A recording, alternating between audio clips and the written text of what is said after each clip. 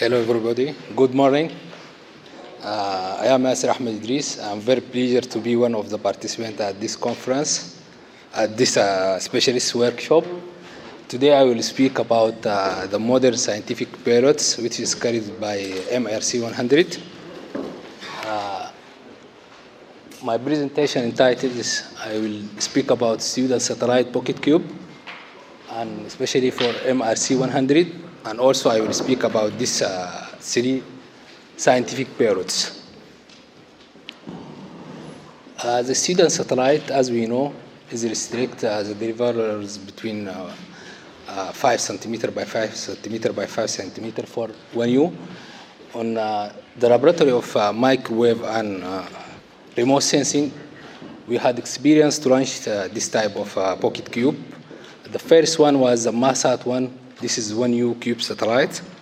And SMOG-1 and ATL and SMOG-B was launched to space before years.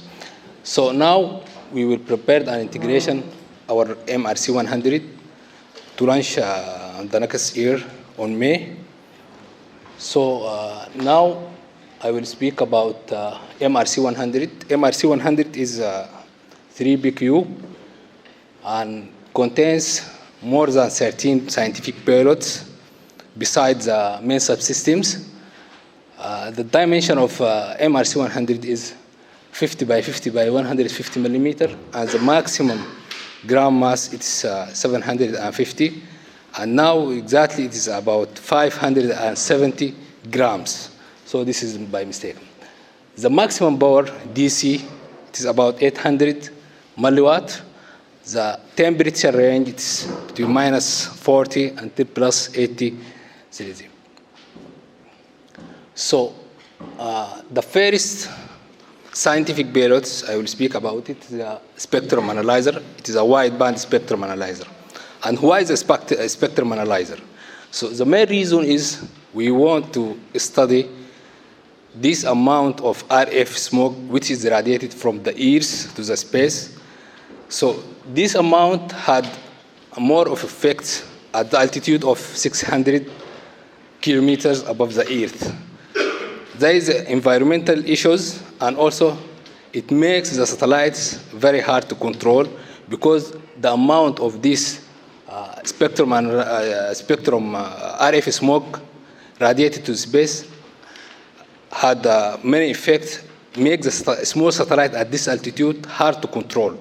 So the first step is to study the amount of this RF and to do the mapping of which countries and which countries around the world which is radiated this amount of RF. The spectrum analyzer is a wide band from 30 megahertz until 2.6 gigahertz. So as we see here, these two boards, at the left side, this is to measure from 30 mega until 1.8 giga. And at the left side it is to measure between 2 to 3 gigahertz. So the left side, this one, it is Silicon Labs based. It's super heterodyne receiver with digital intermediate frequency. The maximum bandwidth of the chip, it is about 800 kilohertz. So the working frequency for this, the first part from 30 until 1.8 giga, it is between 190 megahertz until 1 giga. So we want to measure below the 100 mega and up to 1 giga. So in this case, we upconvert the signal of the first band. We separate it in bands. First band is from 30 mega until 190 mega, and the second band, it is within the range of the working frequency of the chip, and the third band, it is the down converted one from 1 giga until 1.8 giga. In the case of the extended version of the spectrum analyzer between 2 giga and 3 giga, this is normally working, and it can calculate the RSS value of the RF received signal. So this is the first band received signal. This is the preliminary result at the laboratory, as we see here, from 30 mega until 190 mega. So we can see the FM band. It is highly visible in the first band with a high strength signal for the RSSI value. Also, here the second band, this is at the range of the working frequency of the chip. We can see the DVB-T band, and also we can see the 5G band. This is a DVB-T band. So as I mentioned before, the bandwidth of the chip, it is about 800 kilohertz, but the bandwidth of the DVB-T band, it is 8 mega. So in this case, we calibrate it because the bandwidth of the DVB-T band is 10 times higher than the bandwidth of the chip. We calibrated it by 10 dB. This is the received of the 5G, as we see here. And this for the GSM.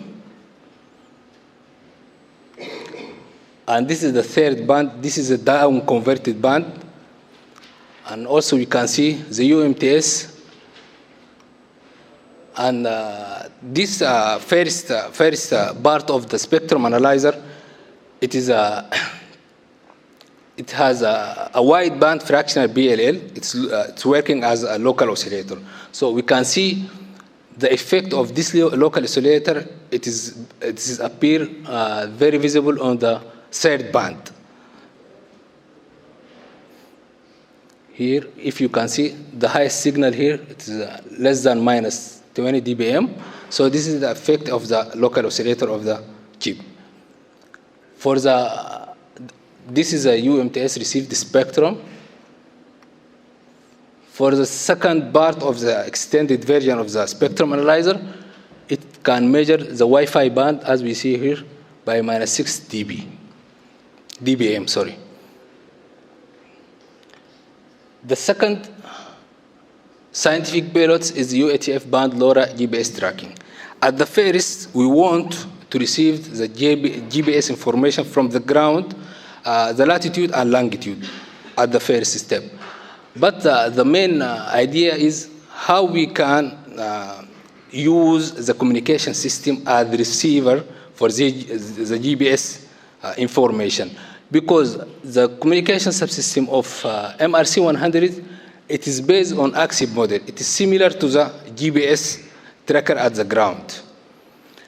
So at the 70 centimeter band, we can receive this data from the ground, which the ground segment of the GPS tracker, it is radiate this signal at 434 megahertz.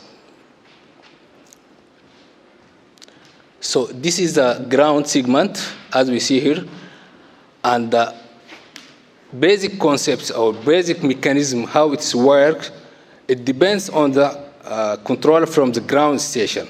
The ground station, it sends signal every 10 seconds to communication system to open the antenna to receive this data. As we know that the GPS at the ground segment, every 5 seconds, it transmits the data of the longitude and altitude. Latitude and longitude, sorry. So this is tracking the ground segment. As we see here on the flow chart, it is at first start or wake up from sleep. It initiates the GPS and initiates the transceiver. After that, it's waiting for GPS valid data. If there is a valid data, longitude and latitude, after that, the LoRa is transmit the packets. If no, at this situation, it is in sleep mode. So at the satellite segment, as we see here, if there is a command from the ground station, in this case, GPS wake up from sleep, and it received the latitude and longitude data from the ground station, from the from the east, and LoRa transmit bucket to the ground station.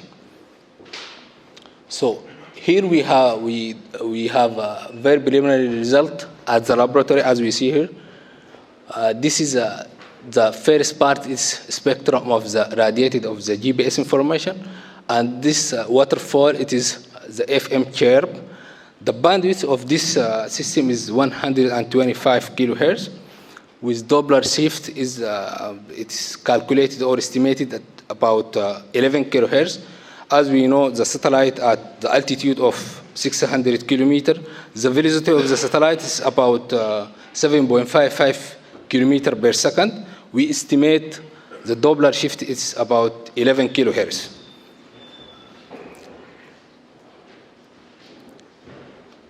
So the resonant radar reflector. This subsystem, this is a new method. We want to establish it in MRC-100. The basic concept is if after we launch the satellite on the space, so it takes several days or 1 week, 2 weeks to communicate with the ground station. So we want, in this case, to see our satellite or to communicate with our satellite by ground-based system. So at BME, we had a 2 ground station. The primary ground station is 4.5 meter parabolic dish antenna, and the secondary one at Earth. The basic concept is this is the communication system. We had 2 antennas on the MRC-100. The first one is 70 centimeter in UHF band, and the second one at the VHF band, it is a quarter wave of about 47 centimeter. So the basic concept is how we can use this antenna, which is connected with RF bin diode, and reflected this signal, which is transmitted from the ground station as a BBSK modulated signal. So as we see here in this port, this is a communication subsystem. This is the first one, and this is a redundant pair. And here we have a microcontroller. This microcontroller had a code based on linear feedback shift register with code length about 10 bits. The code length is about 1024. And this is the bin diode, which is forming short circuit and open loop. Short circuit, this means -1, and open loop, this is +1. In this case, the +1 and -1, it's similar to be as a BBSK modulated signal. So this is a primary ground station, which is transmit power at +50 dBm. So, and back scattered by the antenna of the satellite as a BBSK modulated signal. So the main idea is if any ground station knowing this code can receive it. Looks like if we can use a matched filter to use this to receive this signal. So here we have an experimental model to validate this method, if it is working or not. We use a B200 SDR, TX and RX with log periodic antenna. So this is the reflector part at the upper, and the maximum distance between the ground-based and the reflector, it is 22 meters, and the maximum transmitted power is about -43 dBm. So, and the code length is 1024 with a linear feedback shift register with 10 bits. We received, as we see here on this result, this, the waterfall one, this is a backscattered signal from the reflector. And the second, and at the middle, as we see here, it is +and -1 reflecting signal as digital modulation, BBSK modulation. As we see, the red is an imaginary part. This imaginary part seems to be 0. And the real part, as we see by the blue one, it is +1. So the spectrum of the third part here, as we see, seems to be is a sin x over x. So we received and we estimate this data, and we extract the backscattered code, as we see here. After the matched filter, this is the big side loop of the received code. So by theoretical, we estimated it when the code length it is 1024. It is about 6.2 dB, and at the laboratory we estimate it about 65 dB. So the processing gain of this system it's equal to about 30 dB. So as a conclusion, all these systems are sensitive enough, and the dynamic range of the spectrum analyzer 2 and 1 is about 90 dB, and all systems are less power consumption from 3.3 power supply, regulated bus voltage. So the consuming power for the spectrum analyzer, it is about 360 milliwatts, 120 milliampere. And also for the GPS and the resonant radar reflector. The resonant radar reflector, it is not consumed more power because it's depend on this reflected signal. It's about less than 10 milliwatt. MRC will launch in space on May 2023.